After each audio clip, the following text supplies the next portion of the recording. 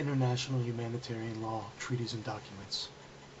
Protocol on Prohibitions or Restrictions on the Use of Incendiary Weapons, Protocol 3, Geneva 10, October 1980, Article 1, Number 1. Incendiary weapon means any weapon or munition which is primarily designed to set fire to objects or to cause burn injury to persons through the action of flame, heat, or combination thereof, produced by a chemical reaction of a substance delivered on target. A. Incendiary weapons can take the form of, for example, flamethrowers, fugazes, shells, rockets, grenades, mines, bombs, and other containers of incendiary substances. B. Incendiary weapons do not include 1. Munitions which may take incidental incendiary effects such as illuminants, tracers, smoke, or signaling systems. 2. Munitions designed to combine penetration, blast, or fragmentation effects with an additional incendiary effect such as armor-piercing projectiles, fragmentation shells, explosive bombs, and similar combined effects munitions, in which the incendiary effect is not specifically designed to cause burn injury to persons, but to be used against military objectives such as armored vehicles, aircraft, and installations or facilities. Number 2. Concentration of civilians means any concentration of civilians, be it permanent or temporary, such as inhabited parts of cities or inhabited towns or villages, or as in camps or columns of refugees or evacuees or groups of nomads.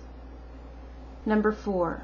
Civilian objects are all objects which are not military objectives as defined in paragraph 3. Article 2. Protection of civilians and civilian objects. Number 1. It is prohibited in all circumstances to make the civilian population as such, individual civilians or civilian objects, the object of attack by incendiary weapons. Number 2.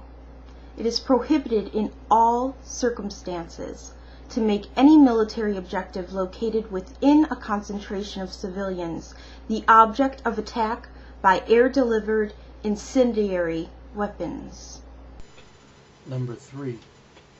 It is further prohibited to make any military objective located within a concentration of civilians the object of attack by means of an incendiary weapon other than air-delivered incendiary weapons, except when such military objective is clearly separated from the concentration of civilians and all feasible precautions are taken with a view to limiting the incendiary effects to a military objective and to avoiding, and in any event to minimizing, incidental loss of civilian life, injury to civilians, and damage to civilian objects. So let's talk about white phosphorus. I'm going to give you some information, hopefully to help you give you a better understanding of what it is and how it's used.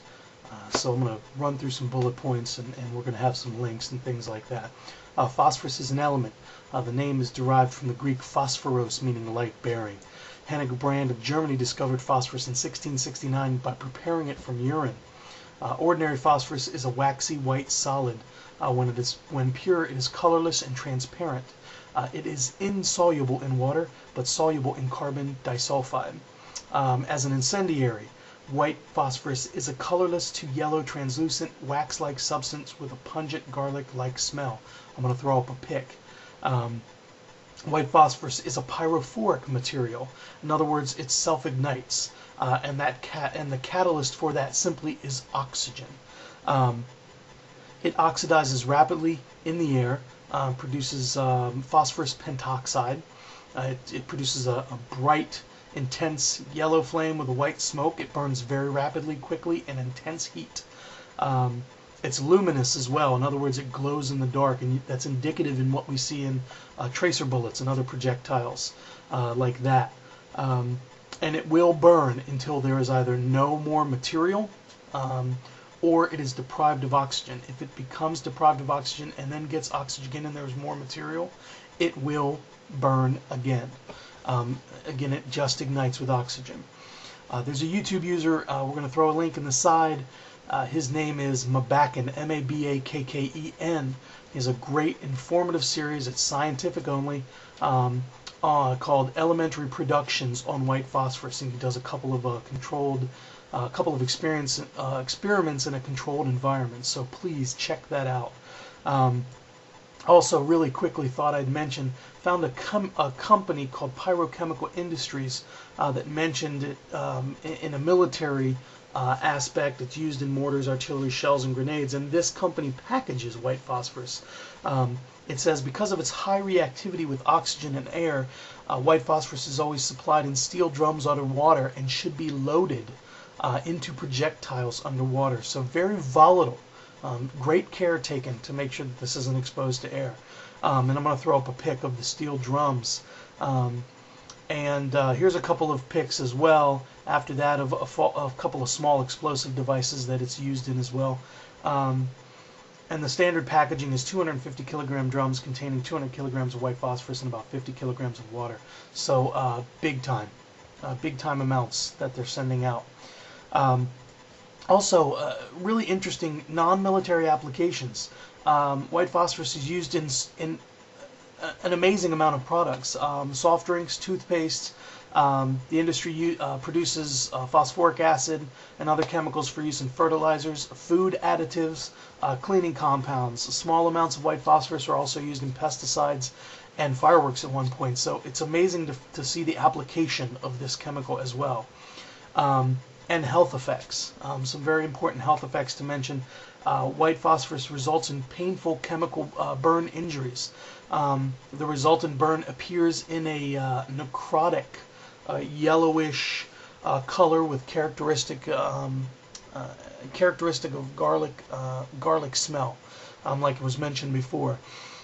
It's a highly lipid soluble, which means that it has rapid dermal penetration. In other words, when it hits the skin, it melts like butter to the bone. You can get systematic toxicity from the smoke, from the material, and there is certain therapies of topical use of bicarbonate solution to neutralize the phosphoric acids, or mechanical removal and debridement of the particles. So this is a very, very dangerous, highly volatile substance. And for it to be used in any kind of material near any human beings is just amazing to me. So there's some information. Check it out. Remnants of an Israeli white phosphorus shell, identified by the marking on the outer casing. Number M825A1 has been identified in a village in western Gaza. Witnesses in Gaza said that the shell was fired on January 9th and was taken indoors as evidence. They recalled seeing thick smoke and smelling a strong odor in keeping with the garlic-like smell associated with white phosphorus. Hebrew writing on the shell casing reads, "exploding smoke," the term the Israeli army uses for white phosphorus. Doctors who examined the shell said that it appeared to include phosphorus residue. Residents said that they had suffered burns on their feet when they walked where the shelling had taken place.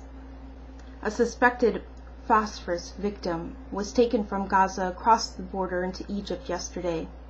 Abdul Rahman Shair, 16, was transferred from an Egyptian hospital from Rafah. He was suffering from severe chemical burns to his face and to his body. Paramedics from Gaza said that the doctors at the hospital were sure that the chemical agent was phosphorus. The Israeli Defense Forces reiterated that they would not comment on specific weaponry being used in Gaza, but added that any ammunition used by the IDF was, quote, within the scope of international law, unquote. The Geneva Treaty of 1980 stipulates that white phosphorus should not be used as a weapon of war in civilian areas, but there is no blanket ban under international law on its use as a smokescreen or for illumination. Any group or government that would use devices containing white phosphorus to drop on a civilian population, men, women, and children, is wrong. You think that you can go on the world stage and you can claim that it's within the law, that it's within your right to do so because of a clause you're wrong, and it's criminal, inhumane. It's fear, brutality, and terrorism, and you're guilty of it. End it now.